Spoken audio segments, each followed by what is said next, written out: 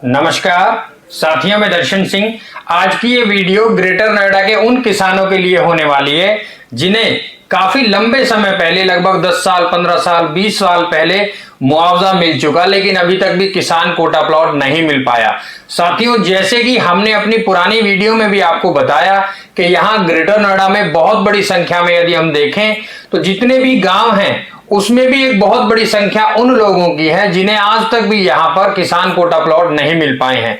इन सभी बातों को ध्यान में रखते हुए प्राधिकरण ने अब 750 ऐसे किसानों की सूची तैयार करी है जिन्हें अभी तक भी किसान कोटा प्लॉट नहीं मिल पाया, या 6% भूखंड आबादी अभी तक उन किसानों को नहीं मिली। साथियों, जिसमें यह बहुत बड़ा सवाल पैदा होता है कि अब से पहले यदि 2005, 2004 या सन 2006 के आसपास जिन गांवों में मुआवजा दिया गया, वो किसान अभी तक भी भटक रहे हैं अपनी किसान कोटा प्लॉट के लिए।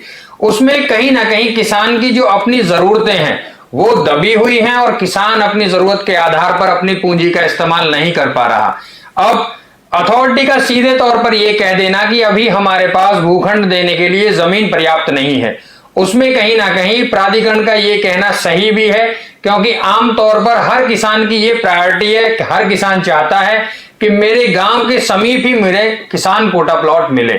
लेकिन अभी ऐसा सभी के लिए संभव इसलिए नहीं हो पाता कि जो जमीन वहां मौके पर मौजूद होती है, प्राधिकरण भी प्रयास करता है कि उसी में प्लॉट्स लगा दिए जाएं। लेकिन मान लीजिए जमीन कम है और प्लॉट्स की संख्या ज्यादा, तो फिर कैसे ही प्राधिकरण उसको मैनेज करेगा। इन बातों को ध्यान में रखते हुए आप देखें, प्रशासन भी इस बात पर ध्यान देता है कि इस तरह की जो किसान के जो भी इस तरह के मसले हैं उन्हें क्यों ना उसी गांव के आसपास प्लॉट दे ही दिया जाए। लेकिन जमीन कम होने के कारण बहुत अधिक है, कहीं प्राधिकरण को अभी तक भी किसान से डिस्प्यूट है, कब्जा नहीं मिल पाया। और यदि हम इस तरह की देखें तो बहुत गांव के आधार पर हम देखें प्रॉपर्टीज आज भी कहीं ना कहीं किसान अपने रूप में कब्जा करके बैठा हुआ है और अभी तक भी प्राधिकरण को ही मुआवजा देने के बाद भी कब्जा नहीं मिल पाया।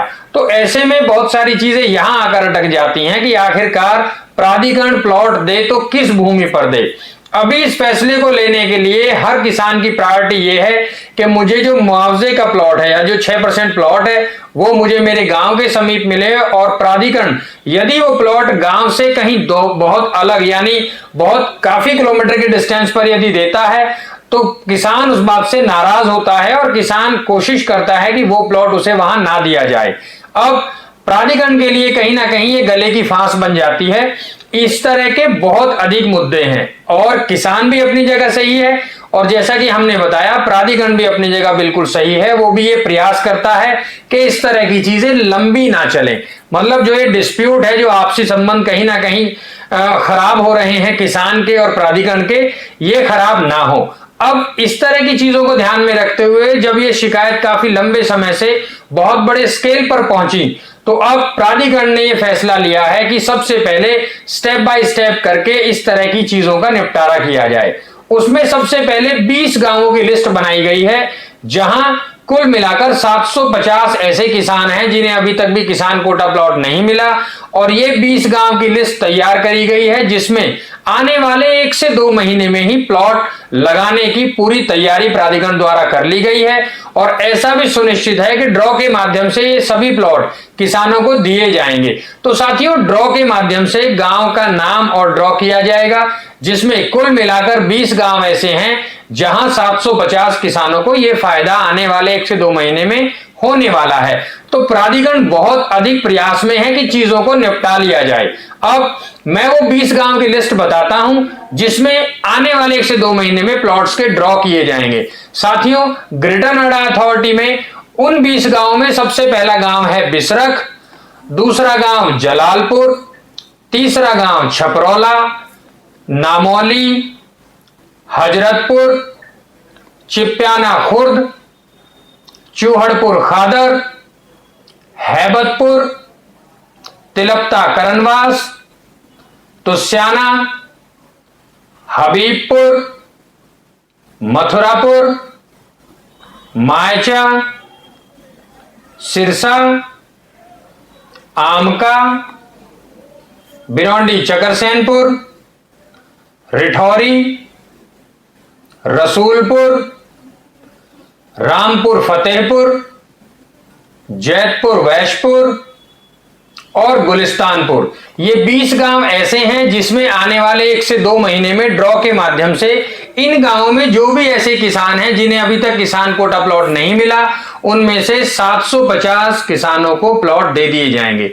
इसी के साथ आगे भी जो आपत्तियां अब से पहले पहुंची हैं प्राधिकरण के पास, उस पर भी काम किया जा रहा है और ऐसे और भी किसान जिनके अभी तक किसान कोटा प्लॉट नहीं मिल पाए हैं, उनकी लिस्ट तैयार करी जा रही है। इसी तरह से ड्रॉ के माध्यम से उन सभी को भी किसान कोटा प्लॉट दे दिए जाएंगे, क्योंकि किसान भी इस बात से कहीं ना कहीं नाराज है कि अपनी जरूरतों के आधार पर वो अपनी प्रॉपर्टी का इस्तेमाल नहीं कर पा रहा है। क्योंकि किसान कोटा सेमी कॉमर्शियल प्रॉपर्टी होती है, किसान उसमें अपनी गुजर बसर के लिए अपना कोई साधन जुटा सकता है, कमाई के लिए कोई पीजी बना सकता है, रूम रेंट बना सकता है, कोई व्यापार कर सकता है, क्योंकि ये सेमी कॉमर्शियल प्रॉपर्टी होती है जो प्राधिकरण द्वारा किसान को दी जाती है। अब उसमें भी जरूरतें अलग अलग हैं। कहीं ना कहीं किसान इस प्रॉपर्टी को आगे बेच भी देते हैं, क्योंकि उनकी जरूरत के सामने उसे बेचना जरूरी हो जाता है। तो इस तरह की चीजें बहुत अलग तरह से प्राधिकरण देखता है। प्राधिकरण भी ये प्रयास करता है कि यहां जो डेवलपमेंट है वो किसी भी तरह से इफेक्टिव ना हो और किसान किसी बात को लेकर नाराज ना हो, क्योंकि यदि डेवलपमेंट रुक जाता है तो प्राधिकरण का भी बहुत बड़ा नुकसान होता है। प्राधिकरण भी ये प्रयास करता है कि अब से पहले यदि वो जिस भी व्यक्ति को या जिस भी कंपनी को या कोई ऐसे प्राधिकरण के क्लाइंट जिन्हें वो लेआउट के हिसाब से प्लॉट सेल करते हैं, चाहे वो इंडस्ट्रियल सेक्टर हो, इंस्टीट्यूशनल सेक्टर हो या कॉमर्शियल सेक्टर हो, प्राधिकरण भी प्रयास करता है कि यहां क्लाइंट को अपने अनुसार यानी उसकी डिमांड के अनुसार वो प्रॉपर्टी सेल कर सके, क्योंकि कहीं ना कहीं ये भी एक व्यापार का पार्ट है। प्राधिकरण से किसान ने जमीन खरीदी, उसके बाद वहां डेवलपमेंट करके प्राधिकरण भी ये चाहता है कि ये जमीन वो आगे बेच दे, या ऐसे क्लाइंट्स जो लेआउट के अकॉर्डिंग वहां प्रॉपर्टी चाहते हैं, इंडस्ट्रियल सेक्टर में इंडस्ट्रियल प्लॉट, कॉमर्शियल सेक्टर में कॉमर्शियल प्लॉट, तो इस तरह की जो भी डिमांड है प्राधिकरण उन्हें तभी पूरी कर पाता है जब वहां पर प्राधिकरण को कब्जा मिल जाए और समय अनुसार डेवलपमेंट हो जाए। तो हर व्यक्ति अपनी जगह इस बात का प्रयास करता है कि कहीं ना कहीं चीजों को टाइमली सुलझा लिया जाए। तो अब ये लिस्ट तैयार करी गई है, इसी तरह आगे भी लिस्ट तैयार करने के निर्देश दे दिए गए हैं।